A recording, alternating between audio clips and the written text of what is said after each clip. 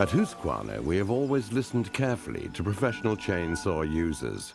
Our aim is to take their experience and build it into our products. We want to be able to meet their ambitious demands for efficiency, safety, ergonomics, and to fulfill their wish not to cause unnecessary harm to the environment.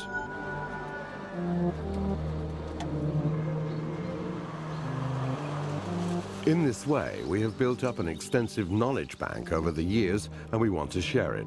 Because even if you only use your saw once in a while, you can benefit a lot from knowing how the professional users do it. The advice we give you is general. There may be specific regulations in your country, and it's imperative that you follow them. The saw's appearance and the placement of its controls can vary according to the model. Always read the instructions before you start using the saw.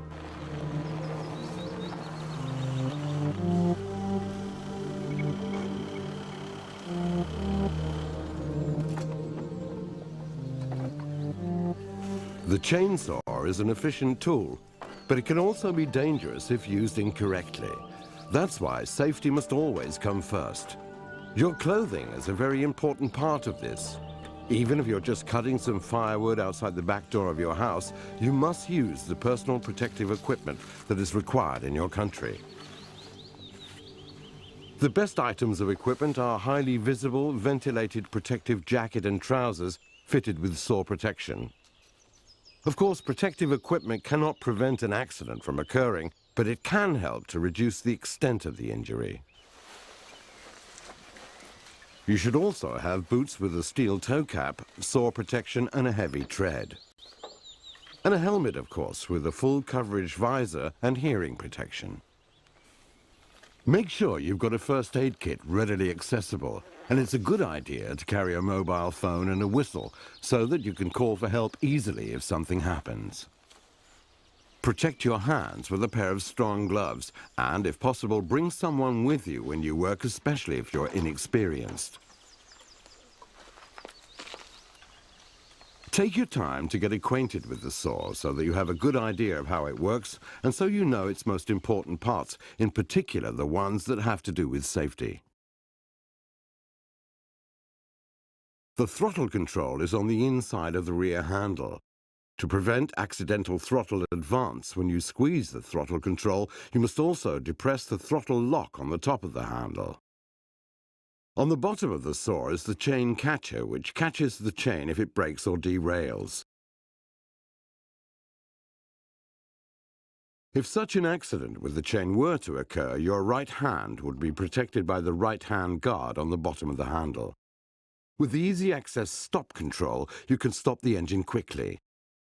The chain brake stops the chain in the event of a kickback. It can be triggered in two ways. One, by the user's hand pushing the kickback protection forward, and two, by the inertial forces that arise during a kickback.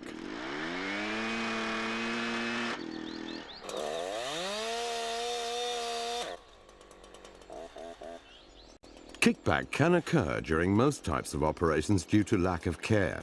It's when the force of the rotating chain throws the saw in line with the bar, usually upwards and backwards.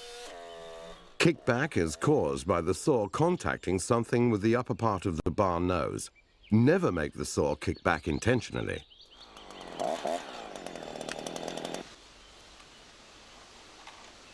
If the chain isn't new, it might be a good idea to file it, since cutting is both easier and safer when the chain is sharp.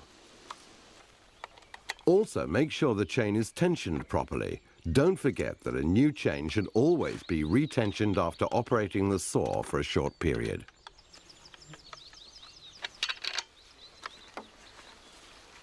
When filling the saw with fuel and chain oil, place the saw on a stable surface.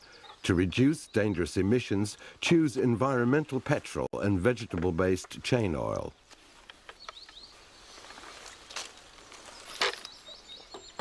The overfill protection helps you avoid unnecessary spillage, and considering the risk of fires, you should always move the saw before starting it. It's good to work together with someone, but make sure they're at least 5 meters away when you start to use the saw. When felling trees, this distance should be far greater. When you're ready to start, place the saw flat on the ground and clear the area around the bar. Activate the chain brake by pushing the kickback protection forward, as otherwise the chain will start to rotate when the saw starts. Depress the Smart Start decompression control if the saw has this feature. If the engine is cold, pull the choke all the way out. Put your right foot part way through the rear handle and hold the front handle firmly with your left hand. Pull the starter handle with your right hand until the engine starts. Now push the choke in again with the throttle on halfway. Continue to pull the starter handle until the saw starts. Hit the throttle once so that the engine speed drops to idle.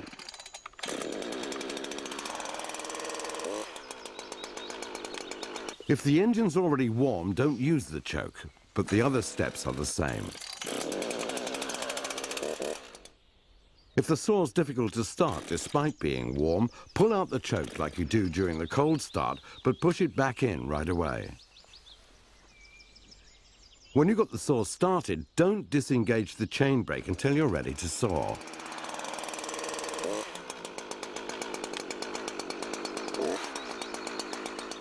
Now check that the chain brake works. Place the saw on a stable surface and squeeze the throttle. Activate the chain brake by pushing your left wrist against the kickback protection without releasing the handle. The chain should stop straight away. Also check the chain lubrication. Hold the saw against something light in color, such as a stump, and hit the throttle. A line of oil should then be visible on the surface.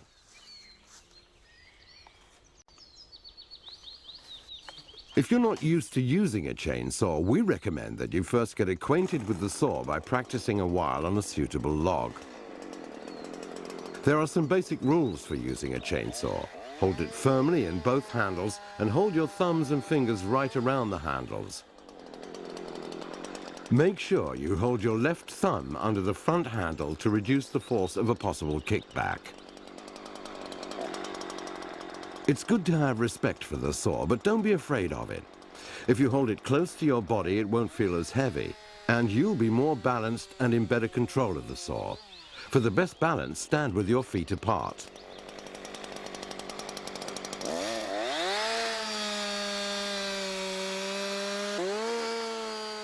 You can saw with both the upper and the lower edge of the bar. When using the lower edge, you're sawing with the pulling chain, which means that the chain pulls the saw away from you. Using the upper edge of the chain, you're sawing with the pushing chain, and the chain pushes the saw towards you. Protect your back by not working in a bent-over position. Bend your knees instead if you're working at a low level. When moving, make sure the chain is not rotating by activating the chain brake or turning off the engine. For longer distances, of course, use the bar guard. Before felling any trees, find out which environmental regulations apply and make sure that you have the necessary permits. When you've decided to fell a tree, you should think about what you can do to prevent accidents. Take note of everything that can affect safety. Are there any roads, overhead lines, or buildings nearby? If so, and you're a beginner, you should leave the job to someone with more experience. If you know that people often pass through the area, you should set up warning signs.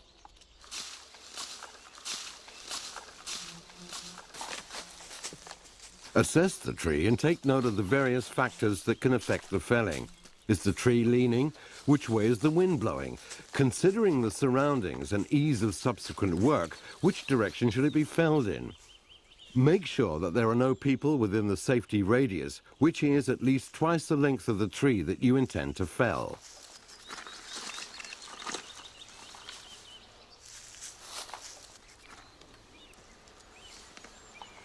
Stand by the tree and decide exactly which direction you want it to fall in. Choose a feature from the surroundings as a guide. Clear obstructive undergrowth from around the tree. Remove branches and other obstacles on the ground. On both sides of the tree, you should be able to walk unobstructed at an angle away from the falling tree and remain there at a safe distance. The general idea of directional felling is that you first saw a directional notch, which determines which direction the tree will fall. The directional notch can be made in a variety of ways. The one we're showing here is called the open directional notch.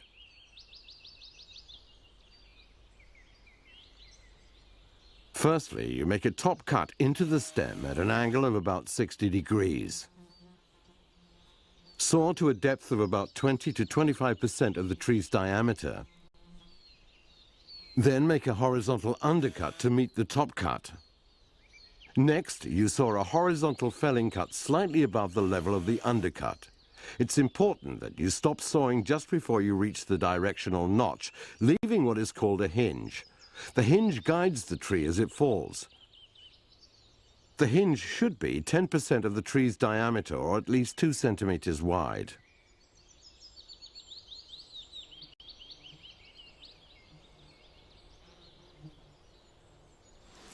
How you use the saw when felling is decided in part by the thickness of the tree.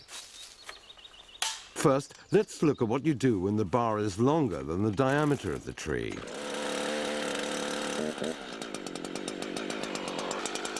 Stand with your legs apart and lean against the tree trunk with your shoulder. To avoid an unnecessarily high stump, make the directional notch low. Hold the saw at the correct angle and sight towards the physical feature in the surroundings that you selected. It should coincide with the felling sights on the top of the saw.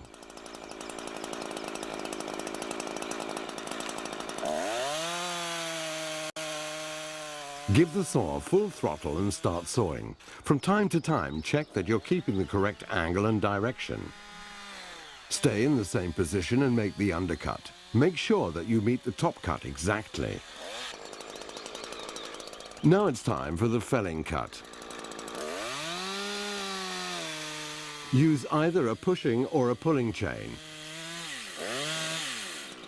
Saw until you have enough room to push in a breaking bar. Make sure you don't touch the breaking bar with the chain when you continue sawing. Leave a hinge that is as even in thickness as possible. Remove the saw and work the bar until the tree starts to fall. The breaking bar is a felling tool for smaller trees. It prevents the tree from falling in the wrong direction and from pinching the blade while sawing.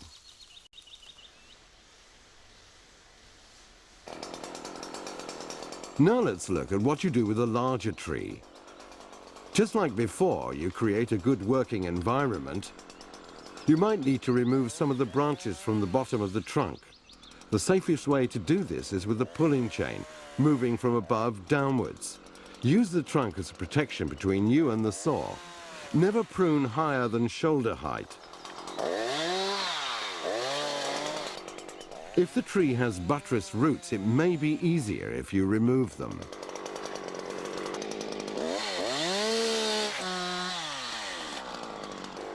Here, the bar is shorter than the diameter of the trunk, so a slightly more complicated felling technique is required. If you're not particularly experienced, it's wise to have somebody with you who is. As the bar doesn't reach through the trunk, you have to complete the directional notch from the other side. Make sure that the new cuts meet up with the old ones as closely as possible.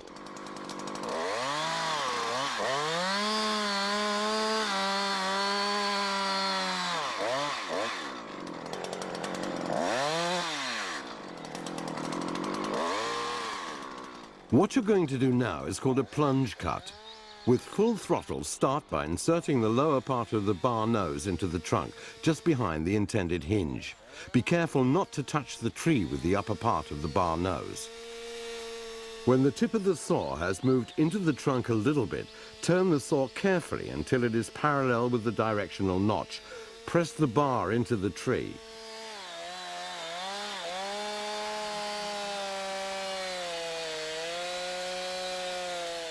Then saw away from the hinge a small distance, approximately the width of the bar. This is to prevent you from sawing into the hinge when you turn the saw around. Saw carefully around the trunk. When you've passed the middle, insert a felling wedge, which is the best tool for felling large trees. Keep sawing until the bar is parallel with the directional notch on the other side.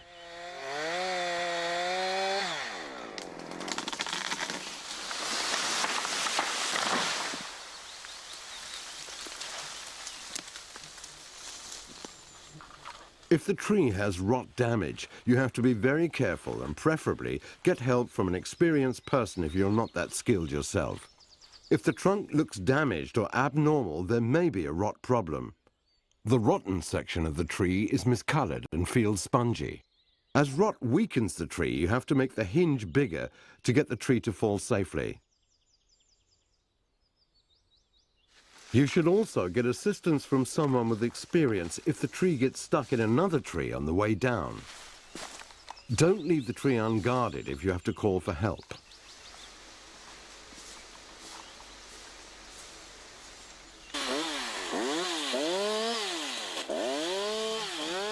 Now it's time for limbing.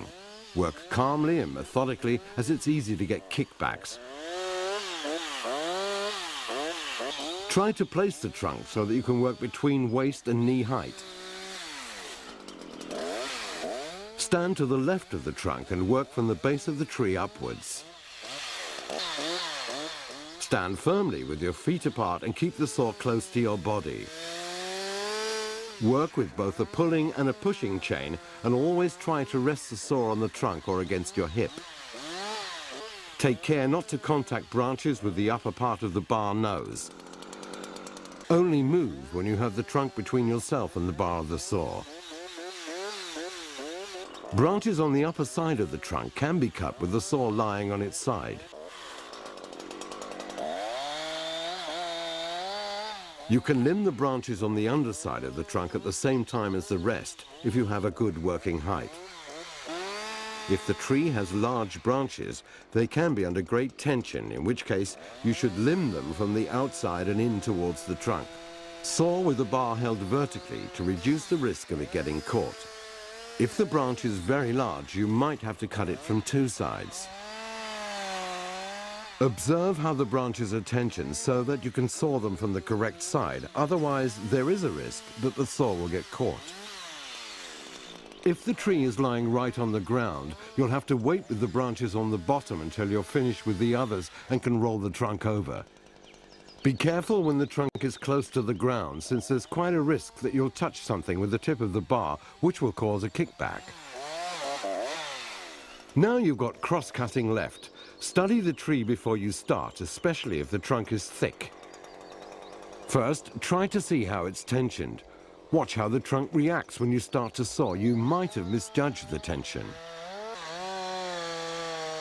Stand off to the side of the cut, since the trunk can jump up when it comes apart. Never stand below the trunk if the ground is sloping.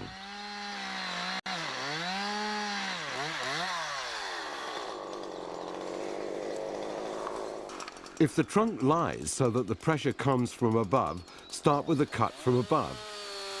Saw about 1/3 of the way through the trunk or until it starts to pinch the bar.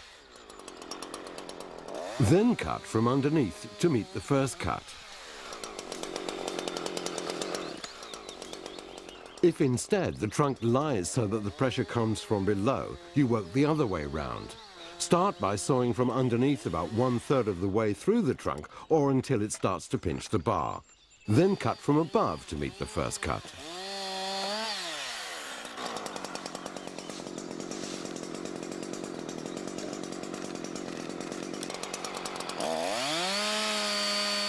If the bar gets stuck, don't try to pull out the saw.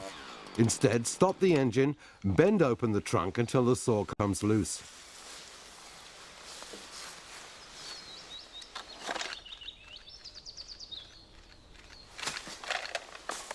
When you've finished work, it's a good idea to take a look at your saw to make sure it's functioning properly, is safe and ready to go the next time you need it. Of course, maintenance requirements depend on how much you use the saw. Filing the chain is an important part of maintaining the saw, and it's not difficult if you use Husqvarna's instructions and equipment. It's easiest if you file the chain relatively frequently. Fix the saw in place, lock the chain by activating the chain brake. Start with the cutting teeth. Place the file gauge on the chain with the arrows pointing towards the bar nose.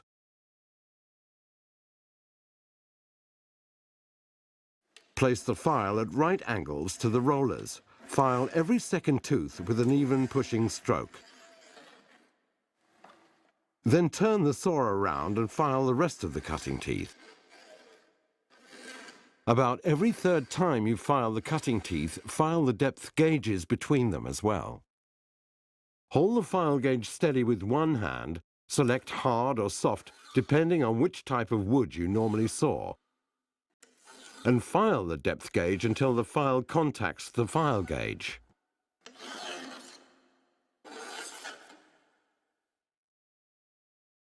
After a number of sharpenings, when the longest part of the cutting tooth is less than 4 millimeters, the chain should be replaced. Remove the bar and put the new chain in place. Adjust the chain tension carefully. A loose chain can jump off, and if it's too tight, it will wear out the bar. You should be able to lift the chain approximately 1 centimeter from the track at the middle of the bar, and it should be easy to pull the chain around by hand.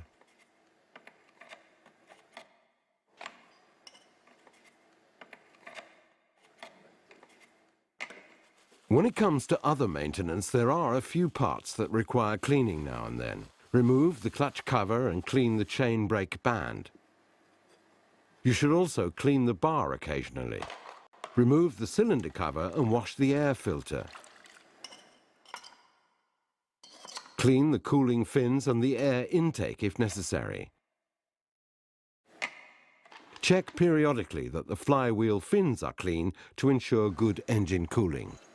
There are other things that should be checked periodically to make sure that they're working as they should. In particular, the chain brake, throttle control and chain catcher. Also check that the chain lubrication hole isn't blocked and that the chain drive wheel is whole and not too worn. See that screws, bolts and nuts are tightened. Read more about service in the saw's user's manual. We hope you've learned more about how to use a chainsaw properly. It might seem like a lot to take in, but with a little practice, you'll soon become competent with the saw. Try to bring along an experienced person at the beginning and study the user's manual and Husqvarna's manual on chainsaw techniques. We hope you'll enjoy using your saw and that you'll be satisfied with the results of your work.